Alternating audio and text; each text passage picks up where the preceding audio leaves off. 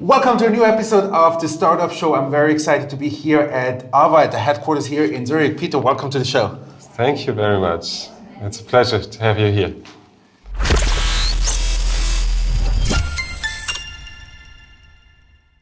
Welcome to a new episode of the Startup Show. Today I have the big pleasure to be here at the headquarters in Zurich of AVA. Peter, welcome to the show. Thank you so much. It's a pleasure to have you here. So tell me a little bit, before we start, as usual, on the Startup Show, I would like to get a little bit to know you, or my audience wants to get to know you, so give us a little bit of insights about yourself. I've been studying as a mechanical engineer. Actually, I'm German, but came to Switzerland 17 years ago, studying mechanical engineering, then went into strategy consulting, but very quickly found out that for me it's about entrepreneurship. Yeah. And then I built up a first company, which was in renewable energies. That was in Bern. Went back to Zurich to co-found a spin-off of ETH here, Green Tech, which is located in Technopark. And then a little bit more than 3 years ago, we had the idea for Ava, and that was so tempting, to co-found another company. Right. So tell me, what are, let's say, the biggest challenges you've seen when starting your own company? Yeah, taking the first step is a difficult one. You have to be aware of what you're doing, but on the other hand, it's so exciting to go into something new. And then finding the right people. I think This is all about it, to get good people on board. Because as a founder, you always have a lot of crazy ideas, but you need the competent people. I think this is the second biggest challenge. For sure. So you started 3 years ago with AVA, a gadget here. So maybe tell us a little bit about what's this all about here. So what we've developed is a technology platform for women. We do all kind of gynecological services for women based on data, physiological data, which we collect with a wrist-worn wearable. So it's a medical device.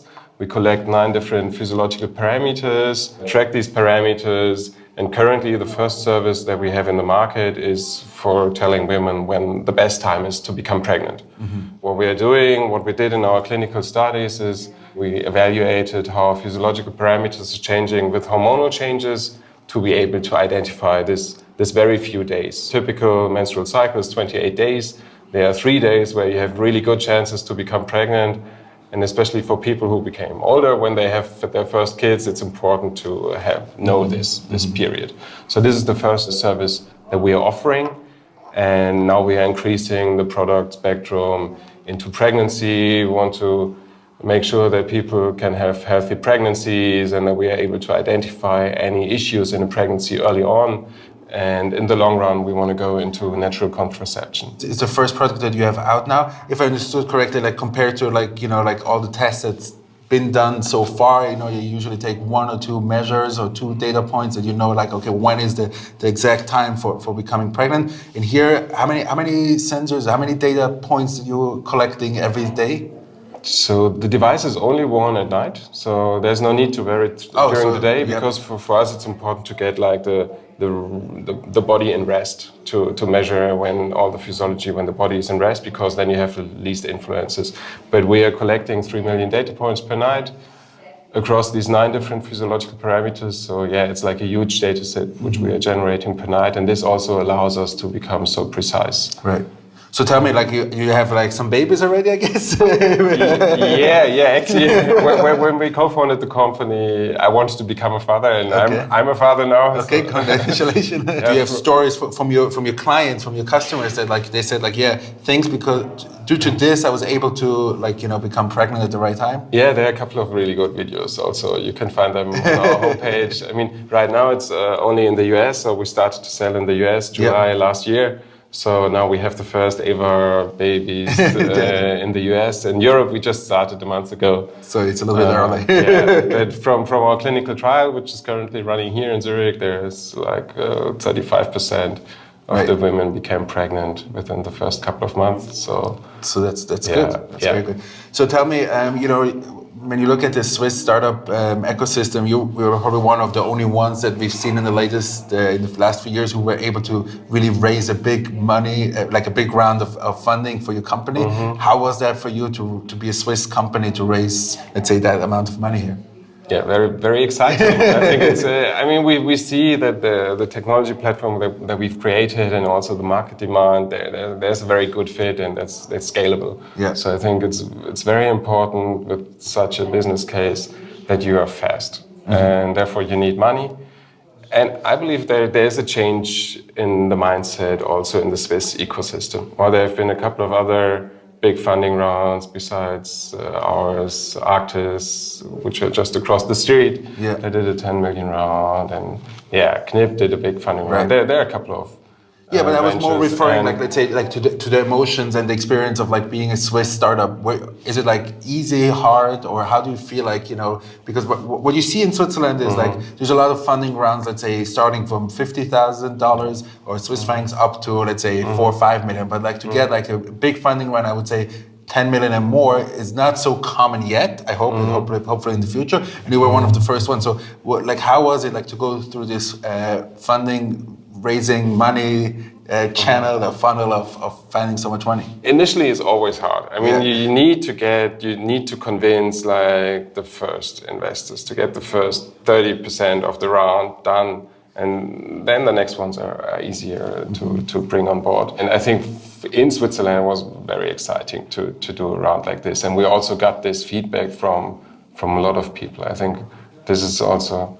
Within Switzerland, I think this increased our brand value, I would say, within the startup ecosystem. But if you're internationally exposed, and I mean, we have the office in San Francisco, and it's not something very special, I would say. Right. I mean, in San Francisco, it's more like... and we are competing on this level. So, I think it's rather a requirement than a bonus. Right. You started with Ava, and... basically, what I like to do in the third part of my videos is talk a little bit about your experience or expertise in the women's health. And what I would like to know is, like, you know, when you look at all the disruptive areas that we're currently looking at, it's whether it be like fintech or maybe this is even IoT and women's health, where do you see the market going, let's say, when you have this, let's say, connection between women's health and IoT? I mean, there are a couple of players in this market now, which have like a similar vision than we have, and this is connecting the whole women's health area basically to the smartphone, more or less, to use this data to do all kind of services, because you get so much better diagnosis, you can help the people so much better. It's more convenient and it's more precise. I think these are like the two arguments for digital health, like in general probably, but for us specifically. And I believe it's a race about who can gain the biggest market share and then increase the product spectrum so that you're not only covering a single service like fertility, what we are doing now, but really going into a broader range, covering menopause topics, which are for women above 45 or even older, covering contraceptive demands, identify all kind of topics, iron anemia. And I think that's the challenge to build it up so broad that. So thank you very much. I mean, it was very exciting for me because Leah, you're one of your co-founders. I went to high school with her, so it's exciting to see how she is making this a big success. I wish you and Leah and the entire team a lot of success. I will be following you, definitely. And we're also first Fertility Tech, I guess, startup on the Startup Show. Guys, thank you very much for watching this episode of the Startup Show, and I'll see you very soon with a new episode. Have a good day.